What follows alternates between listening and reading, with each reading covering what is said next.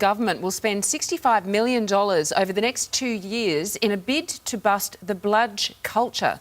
Unemployed young people will be taught the importance of holding down a job as part of a new taxpayer-funded boot camp. Let's bring in newly minted retiree Ken Sutcliffe and commentator Shelley Horton to discuss this. Kenny, they'll be taught life lessons such as getting to work on time and respecting the boss, because apparently they never listen to their parents. I don't want to sound like an old F-Bart, but... He's going out with a bang. Oh, my goodness. He's gone rogue. He's dropped the mic and he's going rogue. Sack me. Look, it's easy to say that there's bludgers out there, that they can be the whipping boy. But look, this is it's an each way thing, I reckon. You want to see them a bit of respect, but they've got to get a bit of respect back also. So it cuts both ways on this sort of thing. There's no doubt about it. And I think sometimes people of my age always remember, well, when I was young and all that sort of thing. And you've got to be careful that you don't fall into that category of just, when I was young, I had more respect, da-da-da-da. I think you never stop earning respect if you're good at it. And I think the kids, I'm encouraged when I do schools things and lecturing and so forth. They're good kids, you know, they're well-mannered. You know, there's a lot of good kids out there. Yep. And these are the guys who do make it hard on everybody else are out there obviously bludging, because we are a very, very generous society. And Australia's been a generous country to everybody. And I think they're the recipient of it, but sometimes they don't see it. And I don't know why they do. It was nice of Ken just to put a little plug into the fact that he does schools now and does. He's working on the retirement. He's already just little nuggets. He's just throwing them out there. Live to you, Ken Sutcliffe. Shelley, do you think the boot camps will make a difference? I do. I think it's actually investing in ourselves. Absolutely. Because we spend so much money on unemployment benefits. This is actually investing in these people who obviously need a hand. And I don't see it as a negative. I see it as a way of moving forward and actually spending money in a positive way rather than just a handout. Yeah. All right. 100%. You absolutely nailed it. I reckon and once again, it comes down to dual respect. Yes. One to the other. Well, they say 90% of being successful or keeping a job as a young person is just turning up. You know, you just got to keep turning up. All right. Even if you don't have Look the at job. David. I was 5 3 years ago. I just keep turning up.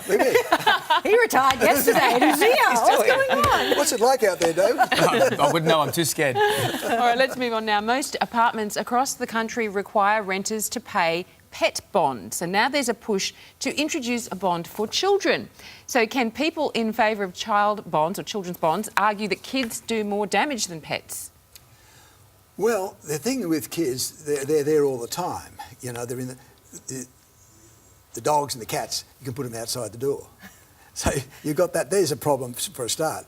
Maybe if you start treating kids like we're treating our dogs and cats, you might get the result that you're after. And we're not going to do that. I think it's a reasonable thing. I really do. I think that children can make a mess of it. If you've got a nice apartment that you're renting out and so forth, you do not want to come back with scratches all down the wall. They've got the crayons on the wall, all that sort of thing. This is not kid bashing, but it's just being respectful. And it's not the kid, it's the parents who've got to sort of say, this is what you do. And that's very, very hard. So I don't think it's a bad thing. I don't think it's draconian at all. I think it's fine. Shell? I can't believe that I'm going to be defending the kids here. I think this is crazy. You already have a bond that's a month's worth of rent. Yeah. That can be taken away if there are scratches and marks from toddlers. So I think that you're covered. If, you know, and if there is damage that is more than a month's rent, then obviously you've got a major issue and it's up to the real estate agent to be maintaining and making sure that they're doing inspections. I don't think it's about kids versus dogs. I think it's about people being respectful that they're renting someone else's property. You know, all those years ago when I first started in this business in a local TV station, and we were renting at the time and we had a little child, we paid the bond, but also the little child, you know, made a bit of a mess here and there. And let me tell you, they were not happy. They were not happy. The bond was not enough at that particular time to fix up. You know, but it was harmless stuff, but it was just hard to fix up. So I wouldn't rule it out. But don't you think that you have to fix it up?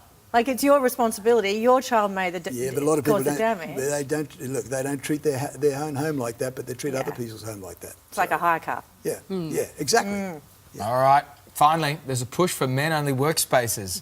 A Brisbane company is focusing on creating the perfect environment to address male-related social issues, including violence against women and depression. Shelley, the brains behind this, hear me out. Don't female-splain this to me. Sorry. Don't lady-splain. I'm The too brains angry. behind this claim says it will encourage men to open up, that they'll get more work done, that they'll be happier. Clearly, this is not a positive idea in your world. No, it's not. Okay, relax. All right? God, you're so shrill. I don't know. They say women are so aggressive. It drives me crazy. God. No, I actually think this is really offensive, and particularly because these guys from Brisbane have said, oh, by having a male-only environment, it'll stop domestic violence because men won't be so annoyed and depressed because of their wives. And they've used the example that, you know, one of my friends actually pushed his wife over because he just didn't get a chance to be a man enough. And I'm like, I'm sorry, but that's not being a man. That's not an excuse. And there is absolutely no link between depression and domestic violence. There are so many studies out there. It's about control. It's about too much drinking. It's about an aggressive culture. So if these men cannot exist in our society, having them in a male-only environment is not going to help. I think it's just going to make it worse. I think this is idiotic. You know what? I agree with you. And Thanks, I love your Ken. flaming red hair because it got you going here today. Suits my temper. But, you know, I'm of a different generation to most people here at Channel 9. But the one thing about it is there's never been any sort of move to have the women in one section and the men in the other section. Never, ever. And if they tried to do it, there would be an absolute uproar. Yep. And I think you're absolutely correct. Guys wanting to be alone, get quieter time and all that. Please, we're dealing with babies. Get over yourselves. You Get know, grow over up. yourselves.